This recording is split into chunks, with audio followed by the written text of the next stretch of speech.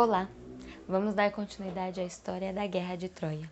Depois de encontrar Aquiles, Tétis levou ele para esconder na ilha do rei Licomedes. Contou que um grande mal o perseguia e seu plano seria escondê-lo entre as filhas do rei. Com seu rosto liso e sem barba, e se vestindo como uma menina, poderiam enganar o rei.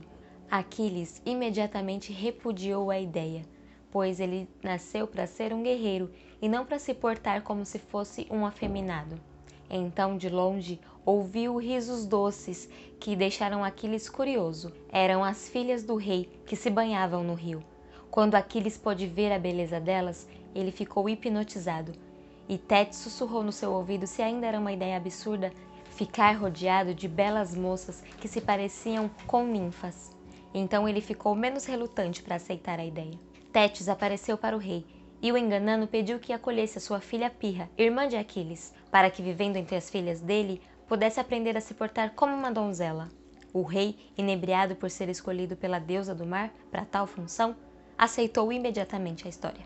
E Aquiles começou a viver com elas. Ulisses estava à procura de Aquiles, e o primeiro que foi visitar foi Cairon, que disse que Aquiles tinha ido com a mãe, viajado para longe para se purificar, e ele não sabia onde. Ulisses não ficou convencido com a história de que ele estava longe, então foi procurar um dos primeiros mensageiros que estavam procurando por Aquiles no início. E, conversando com ele, ficou sabendo que haviam muitas ilhas próximas ali que eles já tinham ido procurar e não tinham encontrado nada. Mesmo procurando na redondeza, ele poderia evitar a ilha do rei Licomedes, porque o rei só vivia com as filhas e ali era o único lugar que Aquiles talvez não pudesse estar. Então, Ulisses não teve mais dúvidas. Se este era o único lugar que Aquiles não estaria, então era lá que deveria procurar primeiro.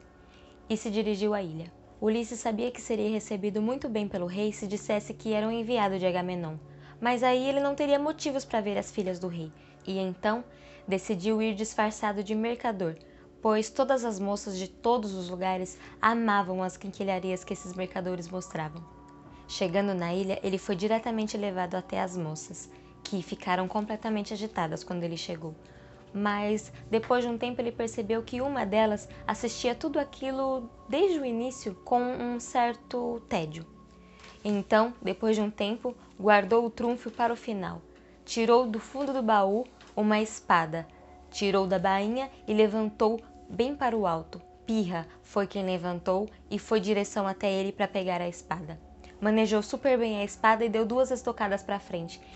E Ulisses, sorrindo, disse: "Ela é toda tua, Aquiles. Foi feita para ti. Vamos embora. Troia te espera." E Aquiles seguiu ele para fora dali.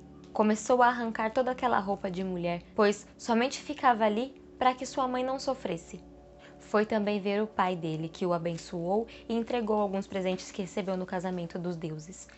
Uma armadura divina feita pelo próprio Hefesto, o ferreiro do Olimpo, e 2 cavalos imortais. As tropas se reuniram então na ilha de Aulis. Os homens todos se reuniam com o espírito de um povo só, porque finalmente estavam lutando por algo juntos. Não estavam mais lutando entre si, mas como uma nação.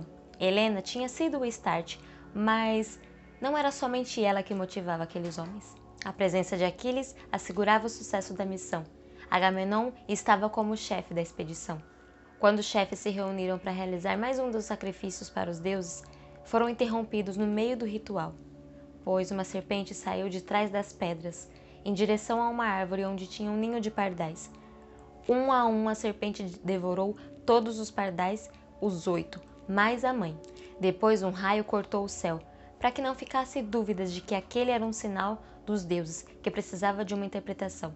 Calcas disse que, sendo 9 pardais ao todo, significava que Troia resistiria por 9 anos, mas no 10º ano ela cairia. Tudo já estava pronto, exceto pelos ventos, porque impediam que a frota partisse. Os adivinhos discordavam quais eram os motivos, mas todos concordavam que aqueles ventos eram castigo de algum deus. Agamenon, como chefe da expedição, decidiu ouvir Calcas, que concordava que era a deusa Artemis que pedia um sacrifício. Pobre Agamenon, porque Calcas respondeu que a única maneira de aplacar A ira de Ártemis seria oferecer em sacrifício a vida da sua filha mais bela, Ifigênia. Hesitou entre ser ele o responsável por acabar com uma grande expedição como essa e levar Esparta à ruína, ou se ofereceria sua filha em sacrifício. Decidiu, porém, aceitar o sacrifício da sua filha. E, não tendo coragem para contar a verdade, preferiu a enganar. Mandou uma carta dizendo que ela fosse a seu encontro, pois Aquiles tinha pedido a sua mão e ela iria se casar com ele antes que partissem. E depois, chorando de arrependimento, decidiu contar a verdade à filha. Então, mandou um mensageiro escondido com uma carta para Ifigênia de contraordem para que não fosse ao seu encontro. Mas Menelau viu o mensageiro saindo da tenda de seu irmão e o perseguiu.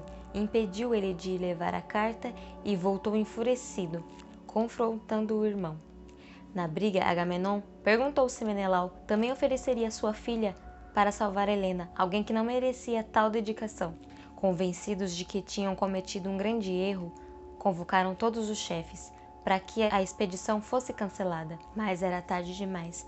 Todos já sabiam da exigência do sacrifício e, liderados por Ulisses, esperavam do lado de fora com pedras nas mãos, porque todos já sonhavam com a glória que a guerra traria para todos eles. Clitemnestra e Ifigênia se aproximavam da entrada de Aulis, quando avistaram de longe Aquiles. Clitemnestra foi cumprimentar ele como se fosse seu genro, e ele ficou espantado, pois não sabia o que estava acontecendo, e disse que não tinha mulher ou intenção de se casar. Pediu licença e deixou ela sozinha. Então ficou tão espantada sem saber o que fazer, sentiu um grande perigo, mas ficou ali parada, sem reação, até o amanhecer. Acordou a filha dizendo que voltariam para casa. Ifigênia acordou imediatamente quando ela ouviu essas palavras e ficou surpresa. Como assim? Não ia se casar? Aquiles não havia gostado dela? Então elas avistaram Aquiles, armado para o combate, com a sua armadura dourada, trazendo graves notícias de que usaram o seu nome para cometer uma injustiça contra Ifigênia, que seria dada em sacrifício a Ártemis, e por causa disso agora ele iria protegê-la com a sua vida. Clitemnestra contou à sua filha toda a verdade e de que Aquiles nem sabia de sua existência. Então ela se empalideceu de estar ali, não tanto pelo seu futuro, mas porque parecia uma tola, toda vestida para o casamento, e Aquiles nem sabia sobre ela. Quando os soldados as encontraram, nos olhos de Ifigênia brilhavam um lampejo de desafio. Aquiles achou aquilo sublime e lamentou não ter casado com ela, porque ela seria uma esposa como poucas. Aquiles então se colocou entre Ifigênia e os soldados. Alguns nem tentaram atacá-lo, os que estavam na frente, porque afinal era Aquiles. Com certeza sairiam feridos antes que pudessem feri-lo. Mas alguns atrás começaram a atirar mais pedras e pedras, e mesmo a armadura divina talvez não poderia protegê-lo. Então Ifigênia levantou a mão e disse que ninguém precisava morrer por ela. Ela aceitava o seu futuro e a sua vida não era mais importante daqueles soldados que iriam até a guerra. Muitos ali também iriam morrer. Quando viu o pai, pediu que ninguém a conduzisse até o altar, mas que ela fosse sozinha. Inclinando a cabeça para frente, no momento do golpe, toda aquela multidão desviou o olhar, com vergonha de ver a morte dela. Mas então ouviram um grito e olharam imediatamente. Calcas estava gritando porque no lugar de Ifigênia estava ali o corpo de uma garça.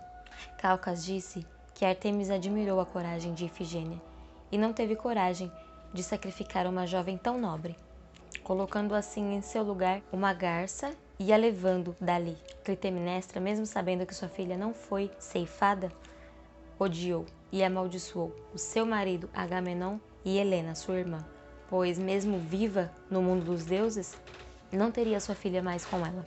Na manhã seguinte, a expedição partiu para a ilha de Tenedo, onde aguardariam até que chegasse o momento de atacar. Então, terminamos por aqui. Aquiles foi encontrado por Ulisses e Ifigênia foi ofertada em sacrifício a Ártemis, possibilitando assim que a expedição finalmente pudesse ir rumo a Troia. Bom, ficamos por aqui. Até mais!